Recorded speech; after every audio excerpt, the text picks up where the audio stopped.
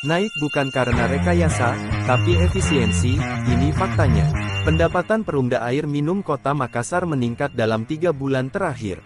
Namun, di tengah capaian itu, muncul tudingan liar di media sosial yang menyebut kenaikan pendapatan terjadi karena angka meter pelanggan digelembungkan. Faktanya berbeda, lonjakan pendapatan justru dihasilkan dari efisiensi manajemen dan perbaikan teknis di lapangan. Dari data yang beredar menunjukkan, dalam 3 bulan terakhir angka non-revenue water (NRW) turun dari 52% menjadi 45%. Penurunan signifikan ini dicapai setelah tim teknis menangani 2.228 titik kebocoran pada pipa distribusi dan sambungan rumah, termasuk di Jalan Beringin, Goa.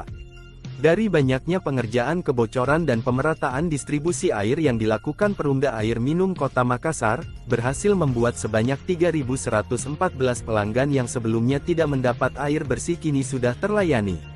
Bersamaan dengan itu, Perumda Air Minum Kota Makassar juga melakukan pergantian ribuan meter pelanggan yang sudah rusak, menertibkan illegal connection, dan memperketat kedisiplinan tim baca meter. Kini pembacaan meter dijalankan dengan disiplin, sehingga pemakaian pelanggan benar-benar tercatat sesuai kondisi di lapangan.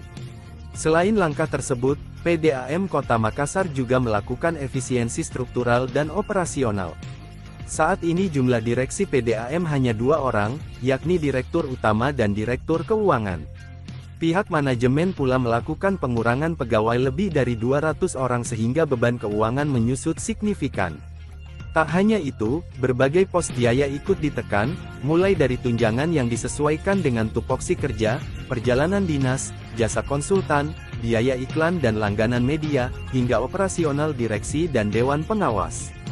Hampir semua biaya operasional berhasil diturunkan minimal 15% atau bahkan lebih. Dari langkah tersebut hasilnya terlihat jelas, dari rugi 5,2 miliar rupiah pada triwulan pertama 2025, kerugian menyempit menjadi 624 juta rupiah pada triwulan kedua. Juli tahun 2025 bahkan mencatatkan laba 825 juta rupiah. Nah, untuk kebijakan taksasi meter sendiri diberlakukan berdasarkan Surat Keputusan Direksi Nomor 305 B3A7 2025, setelah evaluasi dari BPKP Sulawesi Selatan menemukan ribuan meter tua. Dari data BPKP, hasil temuan lebih dari 63.000 meter pelanggan usianya di atas 5 tahun, meter tersebut banyak yang sudah tidak akurat. Tanpa taksasi, perusahaan terus menanggung kerugian karena air terpakai tidak masuk dalam catatan. Jadi, spekulasi soal penggelembungan angka meter pun terbantahkan. Fakta lapangan menunjukkan, kenaikan pendapatan PDAM Makassar bukan hasil rekayasa, melainkan buah dari pembenahan manajemen, efisiensi anggaran, dan disiplin kerja.